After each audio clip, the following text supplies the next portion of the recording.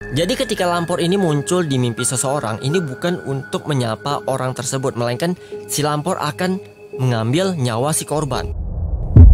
Jadi beberapa hari yang lalu ini sempat beredar sebuah video tentang adanya penampakan keranda yang terbang di udara, yang diduga ini merupakan sebuah penampakan atau tanda-tanda kemunculan dari hantu lampor. Jadi di sini gue bakalan menceritakan tentang seluruh kisah tentang hantu lampor dan juga bagaimana hubungan antara hantu lampor dengan Nyi Roro Kidul. Halo semuanya, selamat datang kembali lagi dengan gua Game 90net. Jadi di video kali ini gua akan menemani kalian dengan asal muasal hantu lampor dan juga keranda terbang.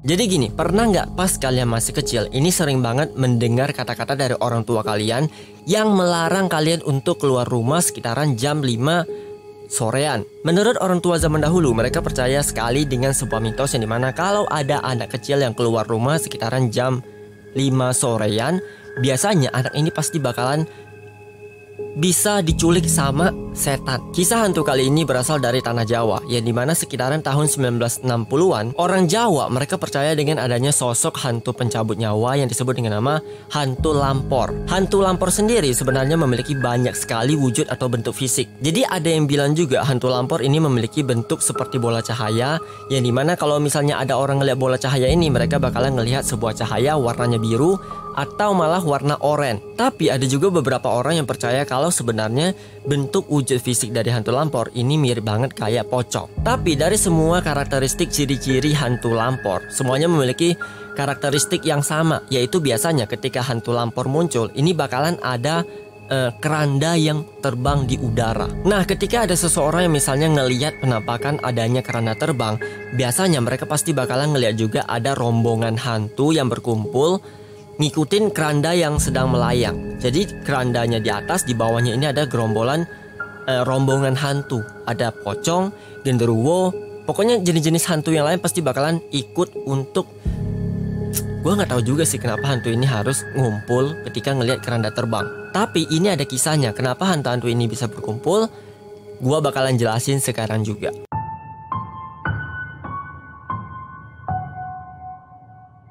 Jadi, lampor ini sebenarnya berasal dari bahasa Jawa, yang dimana masyarakat orang-orang Jawa mereka memberi nama lampor karena ketika hantu lampor ini datang, biasanya bakalan muncul suara gaduh, suara yang sangat berisik. Nah, salah satu ciri atau tanda-tanda ketika munculnya hantu lampor ini adalah ketika seseorang mendengar adanya rombongan suara orang yang sedang berbicara di jalan. Tapi kalau misalnya orang ini pergi ngelihat keluar, ini nggak ada orang sama sekali. Lalu ada juga suara iringan kereta kuda yang diduga ini ada hubungannya dengan Nyi Roro Kidul. Nah, yang lebih parahnya lagi, kalau misalnya ada suatu desa yang kedapatan ngelihat ada keranda terbang atau tanda-tanda kemunculan dari hantu lampor, biasanya orang-orang Jawa mereka percaya bakalan ada sebuah musibah yang disebut dengan nama wabah pagebluk. Pagebluk sendiri merupakan sebuah wabah penyakit yang sangat mematikan, yang dimana ketika wabah ini datang, itu tandanya pasti bakalan ada sosok lampor yang sedang mengitari area desa yang ada di sana. Tapi parahnya di sini itu bukan demamnya men, melainkan adalah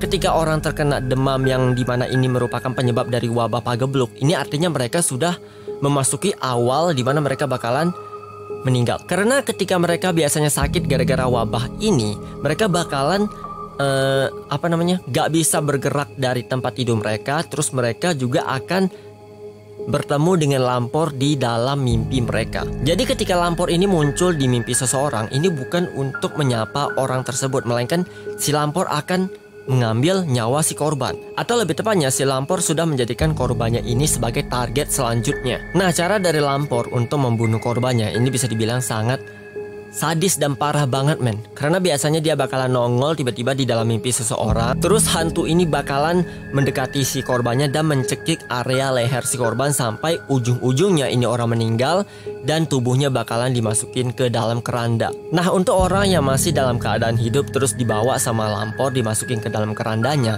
biasanya orang-orang ini gak bakalan sadar kalau mereka dimasukin secara diam-diam sama hantu lampor. Karena kebanyakan mereka pasti bakalan kayak merasa linglung, bimbang, dan tahu-tahu mereka sudah berada di dalam keranda. Parahnya lagi, ketika orang ini sudah berada di dalam kerandanya, mereka nggak bakalan bisa menggerakkan tubuhnya sendiri. Jadi ketika kalian sudah berada di dalam keranda lampor, hal yang bisa kalian lakukan di sini cuma satu, yaitu berdoa sebanyak-banyaknya. Mana tahu ada sebuah keajaiban yang tiba-tiba entah bagaimana caranya juga kalian bisa lepas dari tangkapan si lampor. Nah, ketika ada orang nih yang misalnya dia tuh nggak sadar kalau misalnya dia dibawa lampor, terus membiarkan tubuhnya ini terdiam di dalam keranda dan membiarkan lampor ini ngebawain si doi, biasanya orang ini bakalan sama aja kayak sudah meninggal. Maksud gue gini, jadi kalau misalnya ada orang nih yang nggak sadar kalau tubuhnya ini dimasukin ke dalam keranda lampor, terus keranda ini dibawa terbang dan membawa tubuh si manusia ini pergi untuk masuk ke dimensi lain. Ini artinya ketika manusia sudah dibawa ke alam lain, ini mustahil dan sulit banget untuk bisa kembali lagi ke dunia manusia. Kalaupun bisa kembali ke dunia manusia, gue yakin banget orang yang tadinya sudah dibawa ke alam lain, mereka pasti bakalan kembali dengan kondisi gila. Jadi bisa dibilang saat orang ini berhasil lolos dari tangkapan si lampor, tapi dia sudah dimasukin ke alam lain, pas dia kembali, kemungkinan orang ini bakalan mengalami gangguan mental.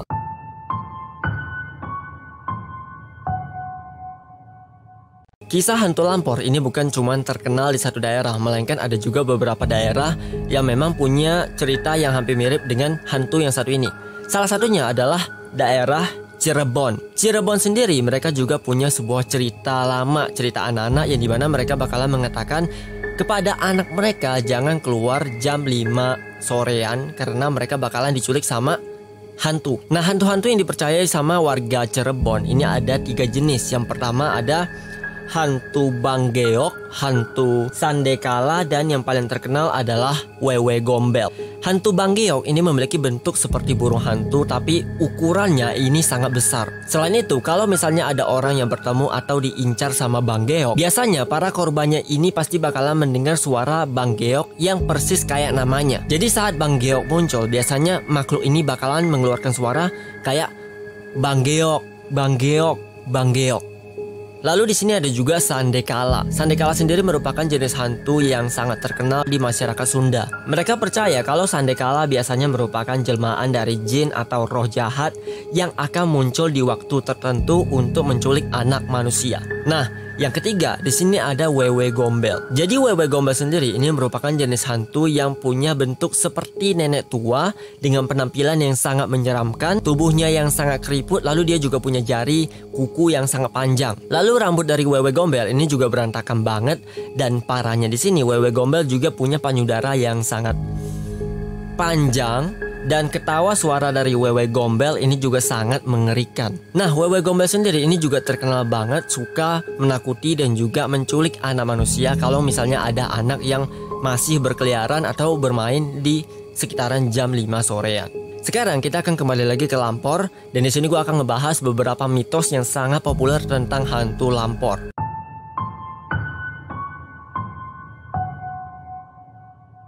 Jadi gini, tadi gue kan udah bilang ya kalau lampor ini dideskripsikan dengan adanya keranda yang terbang di udara, terus biasanya pasti bakalan muncul suara orang yang sangat berisik kayak lagi ngobrol. Tapi kalau misalnya kita dengerin mereka ngomong apa, kita nggak bakalan bisa nangkep mereka tuh ngomong apa. Dan kalaupun ada orang yang mencoba untuk melihat suara ini, percuma saja karena memang wujudnya ini nggak bakalan bisa kelihatan sama mata manusia.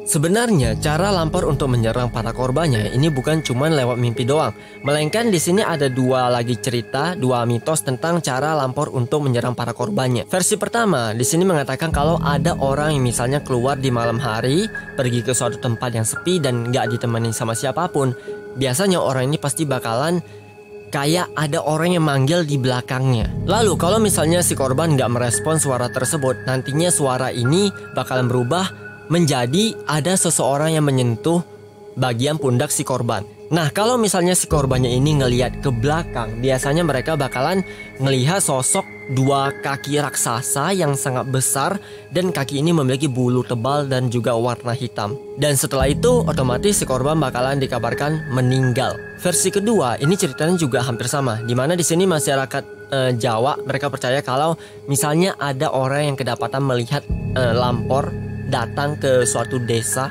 biasanya desa tersebut pasti bakalan dihantui sama lampor. Jadi kalau misalnya di suatu desa, di suatu perdesaan ini kedapatan ada kabar kalau hantu lampor ini datang, biasanya desa tersebut pasti bakalan mengalami sebuah fenomena. Fenomenanya ini adalah pintu yang tiba-tiba diketokin sendiri sama seseorang. Nah, kalau misalnya ada orang yang tiba-tiba nggak sadar terus ngebukain pintunya pas ada orang yang ngetokin di tengah malam, maka nantinya si korban akan melihat wujud kaki raksasa yang penuh dengan bulu warna hitam, dan setelah itu korbannya juga akan dikabarkan meninggal.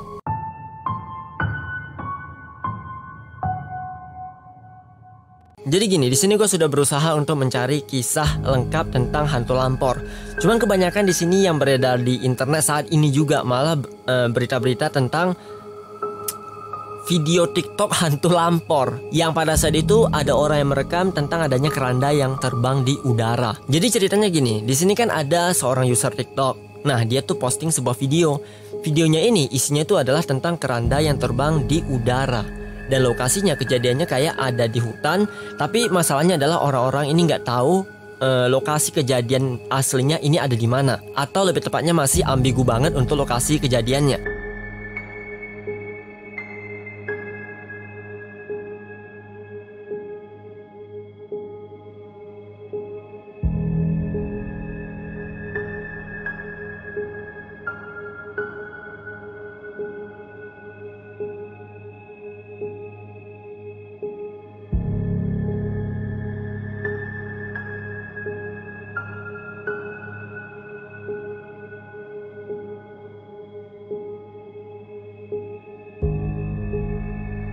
Jadi untuk kalian yang percaya atau enggak sama keaslian videonya, itu terserah kalian. Cuman orang-orang pada percaya kalau kejadiannya ini berada di Malang.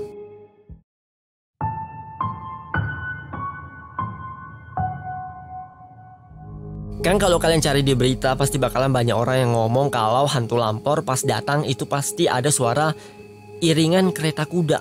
Nah, iringan kereta kuda ini sebenarnya milik dari Nyi Roro Kidul. Sebenarnya kisah ini berasal dari waktu yang sangat-sangat lama, yaitu lebih tepatnya berasal dari zaman keraton. Jadi keraton itu merupakan sebuah tempat atau wilayah kepemimpinan seseorang penguasa di suatu daerah. Nah, singkat cerita, di sini ada 3 keraton, yaitu Keraton Mataram, Keraton Merapi, dan juga Keraton Laut. Nah, kalau misalnya kita ngebahas tentang orang zaman dahulu, ini kan terkenal banget dengan yang namanya hal mistis dan juga ilmu goib atau sesuatu yang berhubungan dengan jin dan juga iblis. Jadi kalian jangan heran kalau misalnya dari ketiga keraton ini mereka memiliki yang namanya kekuatan mistis, ilmu gaib. Karena mereka pasti bakalan atau kayak ada jinnya yang menjaga di daerah tersebut. Ya, sebenarnya tujuan dari ada jin penjaga ini juga demi kebaikan keraton tersendiri, karena mereka mau daerah yang dipimpin sama mereka ini mempunyai kehidupan atau masyarakat yang damai. Kita kan tahu ya kalau misalnya Keraton Laut ini dipegang sama Nyi Roro Kidul yang letaknya berada di pantai yang paling sakral,